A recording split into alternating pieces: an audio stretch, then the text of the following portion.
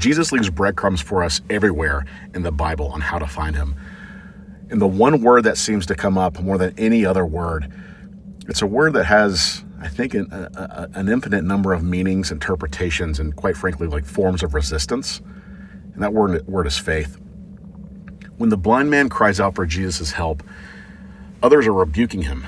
Jesus stops the crowd and tells the crowd to bring him forward. This man who the crowd may have considered unworthy to be a part of the crowd, someone may be considered other.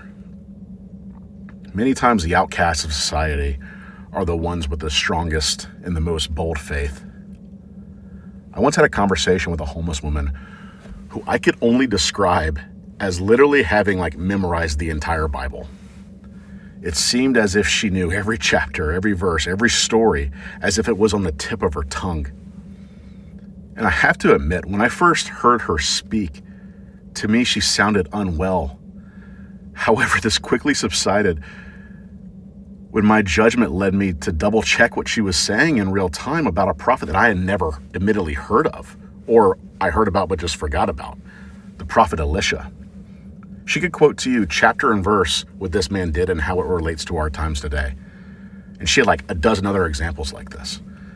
Prophets rarely look how we expect.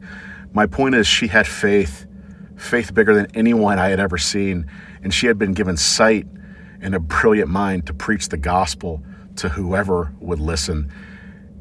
And she didn't ask for money, for food, for shelter. It was going to be 30 degrees that night. She had everything she needed. And I compare that to how I live my life today with my worldly possessions. And I would say she's living a life much closer to Christ than I may ever live. The Son of Man has no place to lay his head. I'm Mike Young with Daily Lectionary. Thank you for listening.